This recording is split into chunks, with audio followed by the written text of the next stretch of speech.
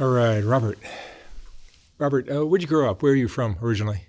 I was born in Boston, but I came out here when I was a year old. And I grew up in L.A., Echo Park area. Okay. And tell me about your family growing up. You had mom and dad? Just my dad. I grew up with my dad mostly till about third grade. That's when I met my mom. Where was mom for your first few years? He sent her back to, he had her committed, really. Yeah. What was going on? Well, he brought us out, me and my older brother out here, and I guess he raised us, and I guess they were splitting up at the time. So he had her sent back to Boston with her parents. But committed for what? I guess she had a mental breakdown. Oh, I see. Yeah. He had her committed a few times.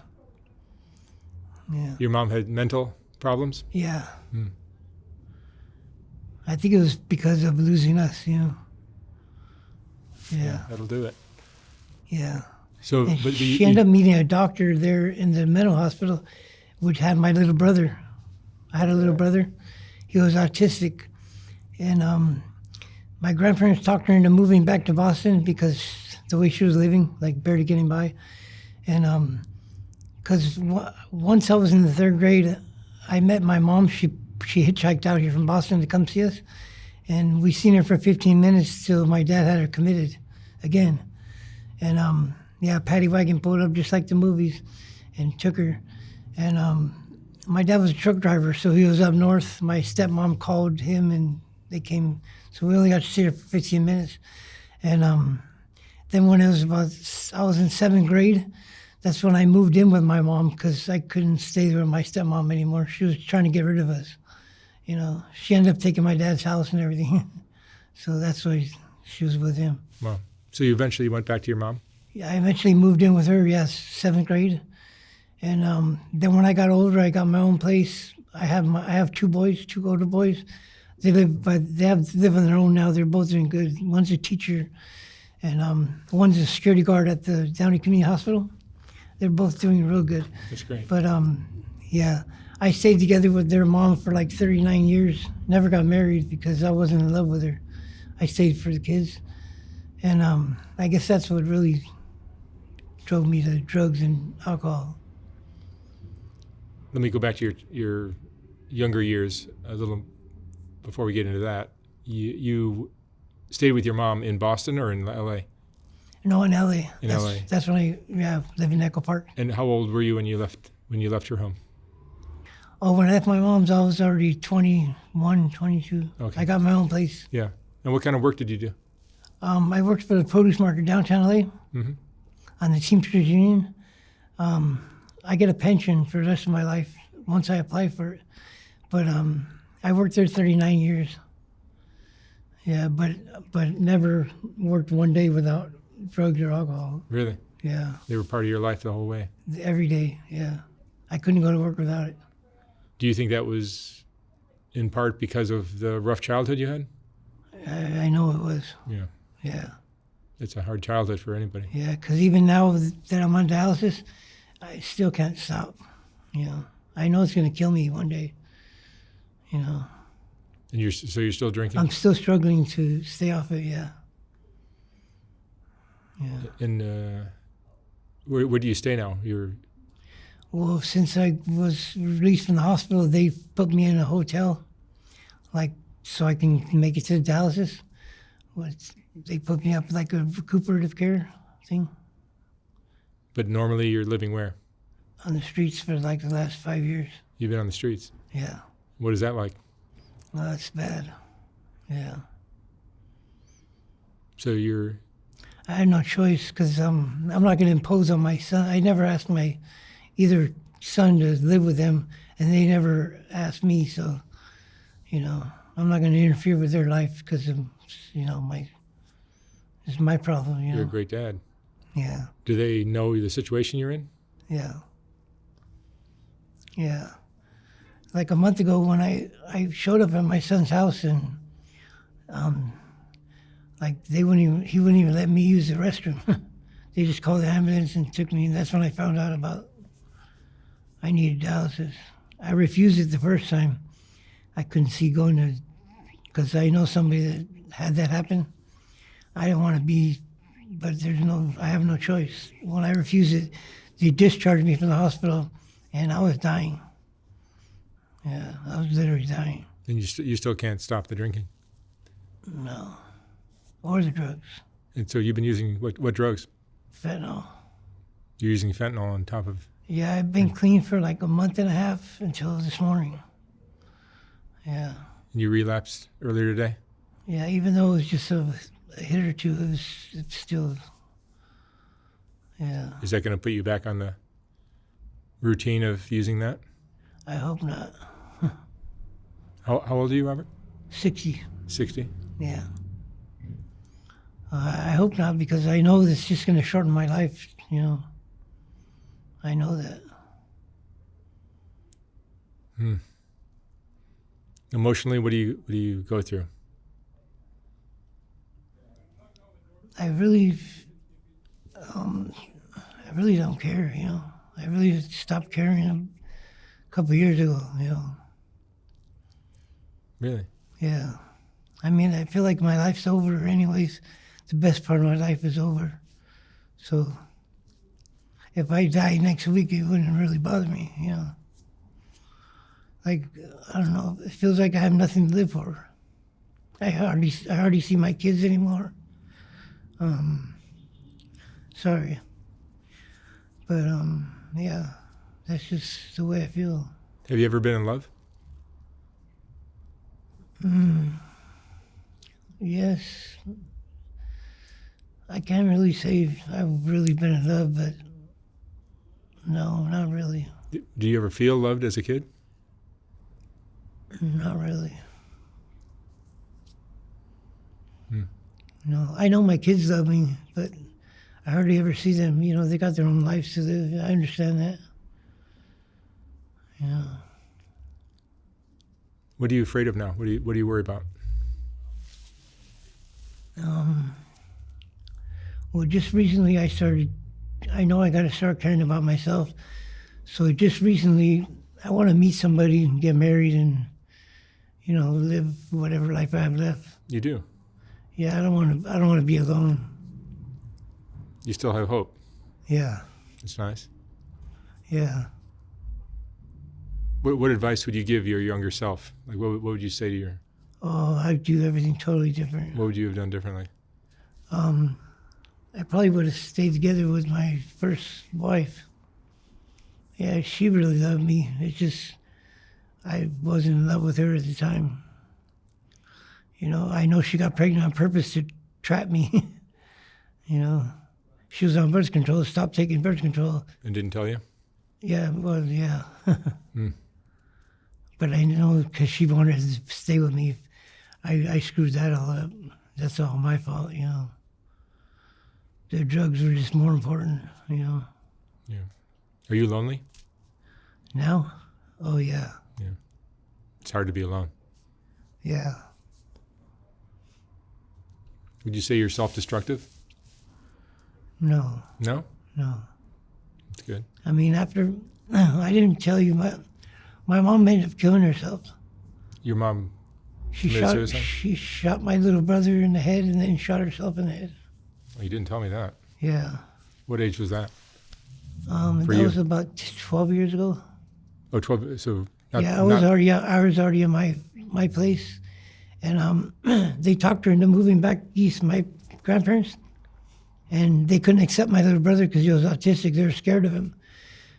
He used to flap with his hands and they were scared he's going to come in their room and do harm to them. I guess they didn't know him. Was he violent? No, not at all. They just didn't know him, and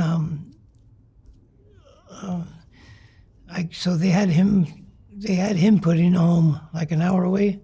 And she used to visit him. She used to visit him once a weekend. I was in prison at the time because I would get letters from my little brother. And when I got out of prison, I seen her. It was on a Wednesday, and then Friday she was supposed to come to my house because she was staying with my older brother. My older brother's house was like a zoo. The kids didn't listen to him, and it was like noisy, and I think that's what drove her to doing it. She couldn't handle it anymore. She couldn't handle living with him. She had to start all over again. So he died? Both my brother and my mom died, yeah. Yeah. Was she that mentally ill? I mean, she would do crazy things like that? No, not until then. She never was a violent person in her life. She never even, I mean, you couldn't even argue with her. She'd start crying, you know. She wasn't violent at all. I guess she just didn't want to live anymore, you know. But nobody's seen that coming at all. That was your brother, but not her son? Or it was her son? I had two brothers, one from a different dad. He was autistic. Yes. She took him with her. They were living at my older brother's house. That was her son that she killed? Yes. Wow. Yeah, from a different father. From a different father, yeah. Yeah. That's a crazy story. Yeah. Well, I've met a few people. They wanted, once I get to know them for a while, and they hear all the stories. I have a lot of stories. Like, I've been through a lot in my life. Jail, in and out of jail. What did you do jail time for? Oh, the whole 90s. I remember my wife showing me 16 years of Easter cards. I was in there 16 years in a row for just under the influence, being under the influence of heroin. Hmm. Yeah. So heroin was your drug for Yeah. most of your life? Yeah. And now that's been replaced by fentanyl, which is much worse. Yeah. Yeah, most of the people I know that were on heroin at the time, they're all dead now. Yeah. Yeah.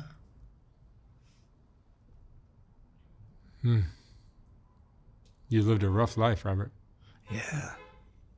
What was your most difficult period? Probably being on drugs, going in jail. I was in a few riots. I had all my teeth knocked out. Yeah. It was bad. You have some crazy stories in your life. Yeah.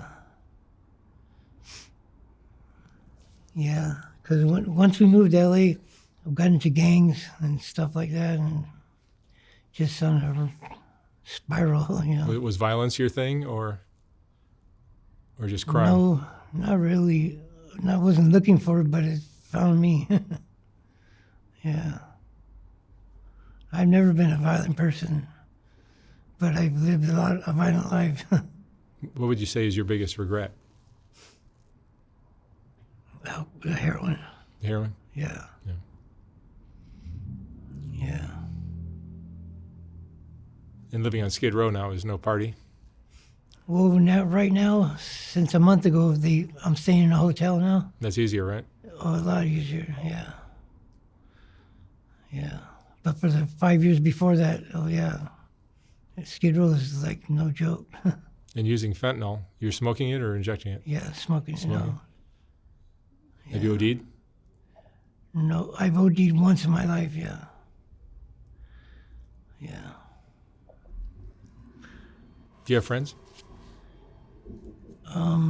Not really. Just drug. I can't really say they're friends, you know. Just associates on the street? Yeah. All my friends are dead. Not all from drugs. One died of a stroke. My best friend, growing up, he died of a stroke about a year ago.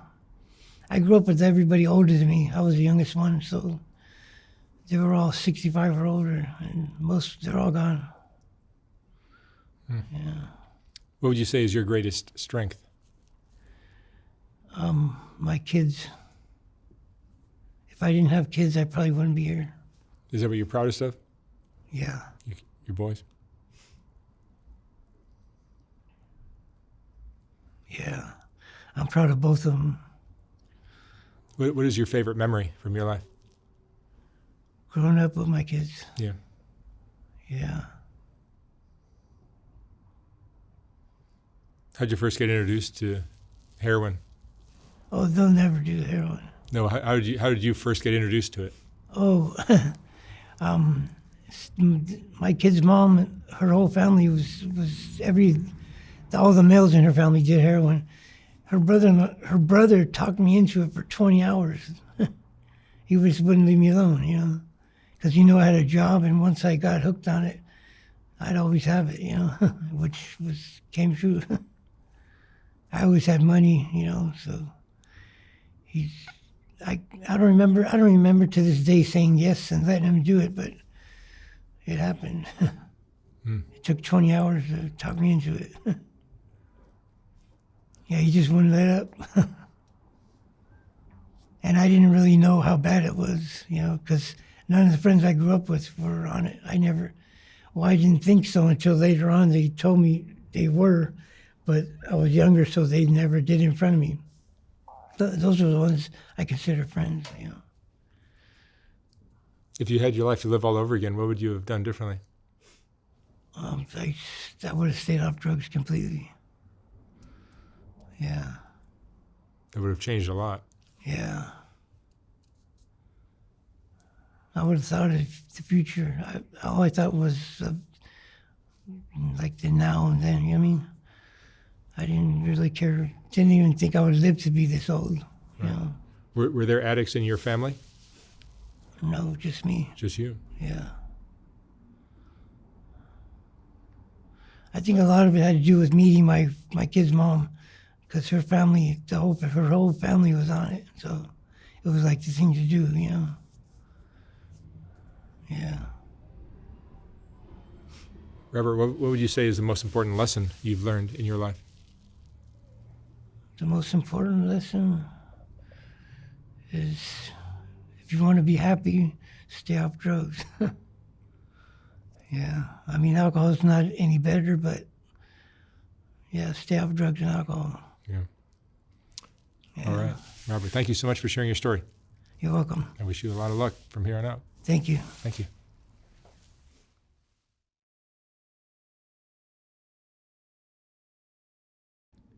When I was designing the first Soft White Underbelly book, I realized that there were so many great portraits that weren't going to make it into that book. They just wouldn't fit. And once I saw how well that first book sold, I knew I'd have to design a second book. This second book is finally ready to ship. Like the first one, this book has a collection of some of the best portraits from Soft White Underbelly, accompanied by a quote from that person's interview. This book features another group of Rebecca portraits, as well as a collection of color images of the Whitaker family, and plenty of others. You can order yours for $125 or $150 for a signed copy at softwhiteunderbelly.org. Again, like the first book, once this book is sold out, I will not be printing more of them. The portraits are what Soft White Underbelly is all about, and these two books contain the best of all that work. Thank you for watching.